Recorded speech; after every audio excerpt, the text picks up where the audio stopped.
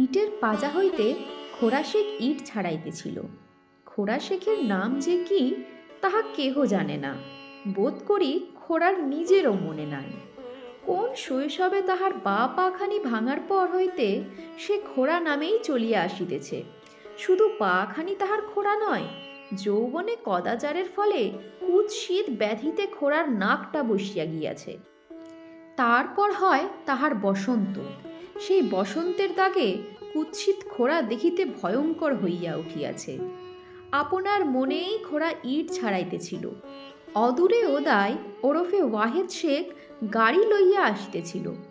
গরু দুইটার লেজ দুমড়াইয়া সে গান ধরিয়াছিল, একটা অশ্লীল গান। কিন্তু অকস্মাৎ তাহার তাল ভঙ্গ হইয়া গেল।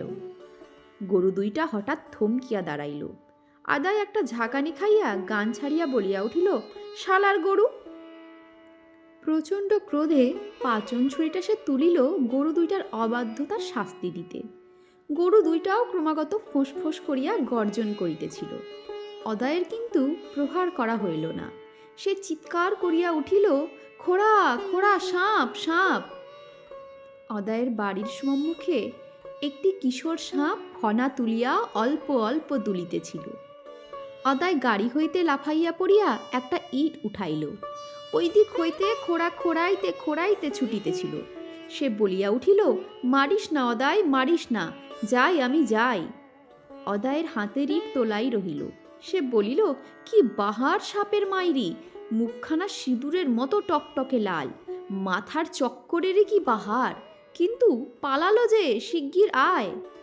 সাপটা এবার দ্রুত বেগে পলাইয়া যাইতেছিল, কিন্তু চলিয়াছিল খোড়ারই দিকে। অদায়কে পিছনে ফেলিয়া পলায়নই তাহার উদ্দেশ্য।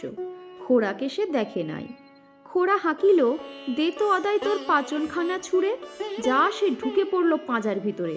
উদয় নাগরে সাপটা, এ সাপ বড় পাওয়া যায় না, ধরতে পারলে কিছু রোজগার হতো রে। খোড়া সাপের ওঝা, শুধু ওঝা নয়, সাপ লইয়া সে খেলাও করে। ঘরের চালের কানাচে বড় বড় মুখবন্ধ হাড়ি তাহার খাটানোই আছে। তাহারই মধ্যে সাপগুলোকে সে বন্দি করিয়া রাখে। জীর্ণ হইলে দূরে মাঠে গিয়া তাহাদের ছাড়িয়া দিয়া আসে। কত সাপ মরিয়াও যায়। সাপ যখন থাকে তখন খোড়া মজুর খাটে না। তখন দেখা যায় বিষম ঢাকি ও তুবড়ি বাঁশি লইয়া খোড়া সাপের খেলা দেখাইতে চলিয়াছে। রোজগারও মন্দ হয় না, কিন্তু গাঁজা আফিংয়ের বরাদ্দ তখন বাড়িয়া ওঠে। কখনো কখনো আবার মদও চলে। ফলে সাপগুলি শেষ হইবার সঙ্গে সঙ্গে খোড়া আবার ঝুড়ি ও বীর লইয়া বাহির হয়। অবস্থাপন্ন গৃহস্থের দ্বারে দ্বারে বিভৎস মুখখানি ঈষৎ বাঁকাইয়া বলে, মজুর খাটাবে গো, মজুর। তোষামত করিয়া সে হাসে। বিভৎস ভয়ঙ্কর মুখ আরো বিভৎস হইয়া ওঠে। মজুরি মিলিলে সে প্রাণপণে খাটে, সেখানে সে ফাঁকি দেয় না। যেদিন না মেলে সেদিন সে ঝুড়ি কাঁধেই ভিক্ষা আরম্ভ করে। যাহা পায় তাহাই দিয়া খানিকটা গাঁজা আফিং কেনে। কিনিয়াও যদি কিছু থাকে তবে খানিকটা পচায় মদও গিলিয়া বাড়ি ফিরিয়া জোবেদা বিবির পা ধরিয়া কাঁদিতে বসে। বলে, আমার হাতে পড়ে তোর দুর্দশার আর সীমা থাকলো না, না খেতে দিয়ে মেরে ফেললাম তোরে। জোবেদা হাসিতে হাসিতে স্বামীর মাথায় হাত বুলাইয়া বলে, লে খ্যাপামি করিস না, ছাড় আমাকে, দুটো চাল দেখে আনি।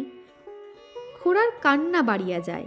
সে একবার জোবেদার গলা জড়াইয়া ধরিয়া বলে, এক জেরার নতুন কানের তোরে কিনে দিতে লাড়লাম, পুরনো তেনাই পড়ে দিন গেল। যাক ওসব কথা। পরদিন অতি প্রত্যুষে খোড়া ইটের পাজাটার কাছে আসিয়া হাজির হইল। হাতে ছোট একটা লাঠি, বগলে একটা ঝাঁপি।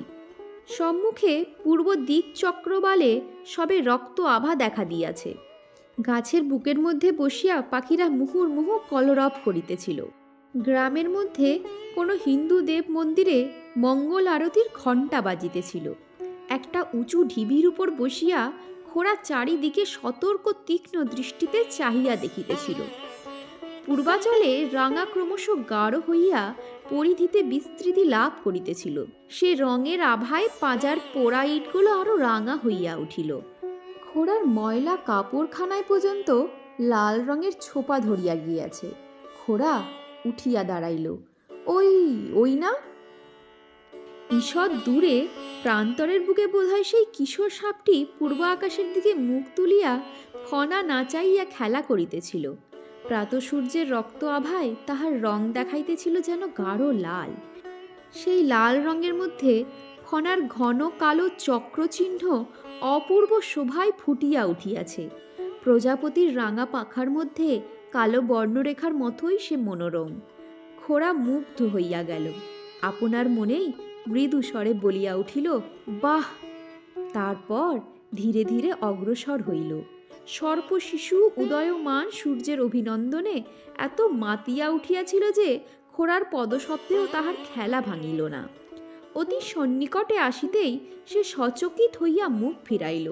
পর মুহূর্তেই সে গর্জন করিয়া ছোবল মারিল, কিন্তু ফনা আর সে তুলিতে পারিল না।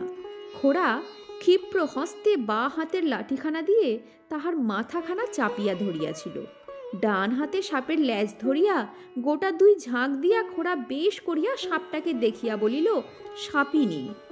মাস 6 পর গাজার দোকান হইতে ফিরিয়া খোড়া জবেদাকে বলিল, কি এনেছি দেখ। উঠানে ঝাঁটা বুলাইতে বুলাইতে জবেদা বলিল, কি? কাপড়ের খুঁট খুলিয়া খোড়া ছোট চিকচিকে একটি বস্তু বাহির করিয়া হাতের তালুর উপর রাখিয়া জবেদার সম্মুখে ধরিল। বস্তুটি ছোট একটি মিনি, নাকে পরিবার অলঙ্কার। জবেদা প্রশ্ন করিল, এত ছোট মিনি কি হবে? হাসিয়া খোড়া বলিল, বিবিকে পরিয়ে দেব। জবেদা অবাক হইয়া গেল। হাসিতে হাসিতে খোড়া ঘরে প্রবেশ করিল। তারপর গলায় একটি সাপ জড়াইয়া বাহির হইয়া আসিল। সেই সাপটি এতদিনে আরও একটু বড় হইয়া উঠিয়াছে, কিন্তু সে তেজ নাই। শান্ত আক্রোশবিহীনভাবে সে ধীরে ধীরে মুখটি ঈষৎ তুলিয়া খোড়ার গলায় কাঁধে ফিরিতেছিল। জবেদা বলিল, দেখো, ও সব করো না। যতই তেজ না থাক, ও জাতকে বিশ্বাস নেই। হাসিয়া খোড়া বলিল, বিশ্বাস নেই ওদের 20 দাঁতকে, নইলে ওরাও তো ভালোবাসে জবেদা। 20 দাঁতই নাই, কিন্তু আর দাঁত তো রয়েছে, কই আমাকে তো কামড়ায় না। কেমন ভালো মেয়ের মতো বিবি আমার ফিরেছে বলো দেখি। বলিয়া সে সাপটির ঠোঁট দুইটি চাপিয়া ধরিয়া তাহার মুখে একটি চুমু বসাইয়া দিল। জবেদা বিস্মিত হইল না, কারণ এ দৃশ্য তাহার নিকট নতুন নয়। কিন্তু সে বিরক্তিভাবে বলল, ছি ছি ছি, তোমার কি ঘেন্না পিত্তি নাই? কতবার তোমাকে বারণ করেছি বলো তো? সে কথায় খোড়া কানই দিল না। সে বলিল, দেখ দেখ কেমন আমার হাতটা জড়াইয়া ধরিয়াছে, দেখ দেখি। জানিস, সাপিনী আর সাপ যখন খেলা করে তখন ঠিক এমন করেই জড়াজড়ি করে ওরা। দেখেছিস কখনো? আহ, সে যে কি বাহারের খেলা মাইরি। জবেদা বলিল, সে আমার কাজ নাই, তুই দেখেছিস সেই ভালো, কিন্তু তোর খেলাও ওই শেষ করবে, তা বুঝিস। খোড়া তখন একটা সূচ লইয়া বিবির নাক ফুড়িতে বসিয়াছে। পায়ের আঙ্গুল দিয়া সাপটার লেজ চাপিয়া ধরিয়াছে, আর বাঁ হাতে চাপিয়া ধরিয়াছে মুখটা। ডাঁ হাতে সূচ ধরিয়া নাক ফুড়িয়া মিনি পড়াইয়া দিয়া সাপটাকে ছাড়িয়া দিল। যন্ত্রণায় ক্রোধে গর্জিয়া বিবি বারংবার খোড়াকে ছোবল মারিতে আরম্ভ করিল। ঝাঁপির ডালাটা ঢালের মতো সম্মুখে ধরিয়া বিবির আক্রমণ প্রতিরোধ করিতে করিতে বলিল, রাগ করিস না বিবি, রাগ করিস না। দেখ তো কেমন খুবসুরত লাগছে তোকে। দেখ তো জবেদা, আয়নাটা দে তো একে, দেখুক একবার নিজের চেহারাখানা। জবেদা বলিল, লাড়বো আমি, দে দে দে, তোর পায়ে পড়ি, দে একবার দে, দেখি না নিজের চেহারা দেখেও কি করে। জবেদা স্বামীর এই অনুনয় উপেক্ষা করিতে পারিল না। খোড়া বলিল, একজোড়া সিঁদুর আনিস তো মেহেরবানি করে। জবেদা ঘর হইতেই প্রশ্ন করিল, কি হবে কি? পরম কৌতুক হাসা করিয়া খোড়া বলিল, দেখবি কি হবে, আগে হতে বলছি না। জবেদা আয়না সিঁদুর লইয়া আসিয়া ঈষৎ দূরে নামাইয়া দিল। খোড়া সুকৌশলে বিবিকে ধরিয়া একটি লাঠির ডগায় সিঁদুর লইয়া সাপটির মাথায় একটি লাল রেখা আঁকিয়া দিল। হা হা করিয়া হাসিয়া বলিল, উয়াকে আমি নিকা করলাম জবেদা, ও তোর সতীন হলো। পরে বিবিকে বলিল, দেখ দেখ বিবি, কি বাহার তোর খুলেছে দেখ। সাপটাকে ছাড়িয়া দিয়া সে আয়নাটা বিবির সম্মুখে ধরিল। তারপর বিষম ঢাকিটা বাজাইয়া কর্কশ আনুনাসিক স্বরে গান ধরিল। জানি না গো এমন হবে, গোকুল ছাড়িয়া কেষ্ট মথুরা যাবে, ও জানি না গো। আর মাস কয়েক পর বর্ষার মাঝামাঝি একটা দুরন্ত বাদলা করিয়াছে। খোড়া কোথায় গিয়াছে, বাদলে দুর্যোগে ফিরিতে পারে নাই। জবেদা অনুভব করিল ঘরের মধ্যে কেমন একটা গন্ধ উঠিতেছে। গন্ধটা ক্ষীণ, মিষ্টি এবং কেমন রকমের। এদিক ওদিক ঘুরিয়াও সে কিছু বুঝিতে পারিল না। দিন দুই পরে খোড়া ফিরিয়া জলের দেবতাকে একটা অশ্লীল গালি দিয়া বলিল, কিছু খেতে দে তো দেখি জবেদা, বড়া ভুক লেগেছে। জবেদা ঘরের মধ্যে একটা থালায় পান্তা ভাত বাড়িয়া দিল। পায়ের কাদা ধুইয়া খোড়া ঘরে ঢুকিয়াই বলিল, গন্ধ কিসের বলতো দেখি জবেদা। জবেদা বলিল, কে জানে বাপু, কদিন থেকেই ঘরে এমনই গন্ধ উঠছে। খোড়া কথা কহিল না, শুধু ঘন ঘন শ্বাস টানিয়া গন্ধটার স্বরূপ নির্ণয়ের চেষ্টা করিল। এদিক ওদিক ঘুরে বিবির ঝাঁপির কাছে দাঁড়াইল। মানুষের পদশব্দে ঝাঁপির ভিতরটার নাগিনী গর্জন করিয়া উঠিল। খোড়া বলিল, জবেদা উৎসুক ভরে প্রশ্ন করিল, কি বলো দেখি। খোড়া বলিল, বিবির গায়ের গন্ধ। সাপিনী তো, সাপের সঙ্গে দেখা হবার সময় হয়েছে, তাই ওই গন্ধেই সাপ চলে আসে। জবেদা অবাক হইয়া গেল, বলিল, সে কে জানে বাপু, তোদের কথা তোদেরই ভালো। নে এখন পান্তা কটা খেয়ে ফেল। ভাত খাইতে খাইতে খোড়া বলিল, ওটাকে ছেড়ে দিয়ে আসতে হবে মাঠে, এ সময় ধরে রাখতে নাই। একটা গভীর দীর্ঘ নিঃশ্বাস ফেলিয়া সে কথাটা শেষ করিল। জবেদা পরম আশ্বাসের একটা নিঃশ্বাস ফেলিয়া বলিল, সেই ভালো বাপু, ওটাকে আমি দু চক্ষে দেখতে পারি না। এত সাপ মরে, ওটা মরে না তো। ভাত খাইয়া খোড়া ঝাঁপি হইতে বিবিকে বাহির করিল। মুখটি চাপিয়া ধরিয়া সে আদরের কথা কহিল। জবেদা বলিল, এই দেখ, কদিন ধরে ওকে কামানো হয় নাই, ওর দাঁত গজিয়াছে, আর মায়াই বা কেন বাপু, যা না ওকে ছেড়ে দিয়ে আয়। খোড়া বলিল, দেখ দেখ কেমন আমার হাতটা জড়িয়ে ধরেছে, দেখ। অপরাহ্নে খোড়া বিমর্ষ হইয়া বসিয়াছিল। বিবিকে পার্শ্বের জঙ্গলটাই ছাড়িয়া দিয়াছে। জবেদা বলিল, এমন করে বসে কেন বলো তো, গাঁজা টাজা খাও কেনে? খোড়া বলিল, বিবির লেগে মন কি করছে রে। জবেদা হাসিয়া বলিল, মর মর, তোর কথা শুনে কি হয় আমার। না রে জবেদা, মনটা ভারী খারাপ করছে। জবেদা এবার স্বামীর পাশে বসিয়া আদর করিয়া গলা জড়াইয়া ধরিয়া বলিল, কেন রে, আমাকে তোর ভালো লাগে না? সাদরে তাহাকে চুম্বন করিয়া খোড়া বলিল, তোর জোরেই তো বেঁচে রয়েছি জবেদা, তু আমার জানের চেয়েও বেশি। জবেদা বলিয়া উঠিল, দেখ দেখ, বিবি ফিরে এসেছে, ওই দেখ ওই নালার মধ্যে। জল নিকাশি নালার মধ্যে সত্যিই বিবি ফনা তুলিয়া বেড়াইতেছিল। খোড়া উঠিতে চেষ্টা করিয়া বলিল, ধরে আনি দাঁড়া। জবেদা স্বামীকে প্রাণপণে চাপিয়া ধরিয়া বলিল, না। তারপর কর্কশ কণ্ঠে বলিল, বেরো, হেট হেট। বাঁ হাতে করিয়া একখানা ঘুঁটে খুঁড়িয়া সে বিবিকে মারিল। সাপটা সক্রোধে মাটির উপর কয়েকটা ছোবল মারিয়া ধীরে ধীরে নালা দিয়া বাহির হইয়া গেল। তখন রাত্রি দ্বিপ্রহর বোধ হয়। জবেদা চিৎকার করিয়া উঠিল, ওঠ ওঠ, কিসে আমায় কাটল।